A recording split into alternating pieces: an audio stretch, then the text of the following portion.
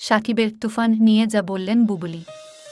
ঢালিউডের জনপ্রিয় অভিনেত্রী শবনম বুবলি গত ঈদের দেয়ালের দেশ ও মায়া দ্য লাভ সিনেমা দিয়ে আলোচিত হয়েছিলেন এই নায়িকা। সিনেমা ছাড়াও ব্যক্তিগত জীবন নিয়েও বুবলিকে নিয়ে ভক্ত সমালোচকদের মধ্যে সমালোচনা তুঙ্গে। পাশাপাশি শাকিব খানের সাবেক স্ত্রী অপু বিশ্বাসের সঙ্গে বুবলির পরোক্ষ রেষারেষির সাক্ষী হন দর্শকেরা। সেই সুবাদে ক্যামেরার সামনে শাকিব খানের প্রসঙ্গ চলেই আসে। রাজকুমারের মতো এবার তুফান নিয়েও বুবলিকে প্রশ্ন করেছেন সাংবাদিকেরা। তুফান নিয়েও ইতিবাচক জবাব দিয়েছেন বুবলি। বেসরকারি টেলিভিশন বিজয় টিভিতে প্রচারিত হয়েছে বুবলির সাক্ষাৎকার। তুফান এবং বর্তমান সময়ের চলচ্চিত্র প্রসঙ্গে বুবলি বলেন, জমবে মানে কি? মানে আমরা তো এই জমজমাট ইন্ডাস্ট্রি চাই সব সময়। জমে ক্ষীর হবে, শুধু অপেক্ষা। তুফানের টিজার কেমন লাগল প্রশ্নের জবাবে বুবলি বলেন, খুব ভালো হয়েছে সত্যি।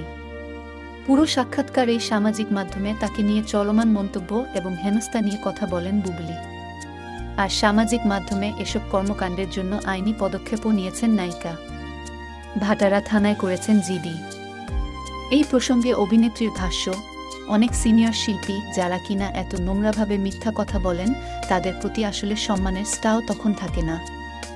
মনে হয় সোশ্যাল মিডিয়াতে আমাকে সবচেয়ে বেশি আক্রমণটা করা হয়। শুধু বুবলি হিসেবে বা নায়িকা হিসেবে নয়, আমি চাই মেয়েদের বিরুদ্ধে এমন সাইবার বুলিং বন্ধ হোক। গত 6-7 বছরে আমাকে যে পরিমাণ সাইবার বুলিং করা হচ্ছে, মেবি আমাকে সোশ্যাল মিডিয়ায় সবচেয়ে বেশি আক্রমণটা করা হয়। হয়তোবা আমি এটা নিয়ে কখনো উচ্চবাচ্য করিনি, কথা বলিনি বলে অনেকেই সেটাকে সুযোগ হিসেবে নিয়েছেন। মিথ্যা, ভিত্তিহীন বিষয়গুলো সমাজে ঘৃণা ছড়াচ্ছে।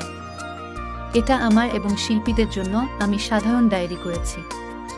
আমি চাই এটার সঠিক বিচার হোক। আমি কাজ করছি, আমার কাছে মনে হয় এই বুলিংগুলো বন্ধ হোক, এর বিচার হোক।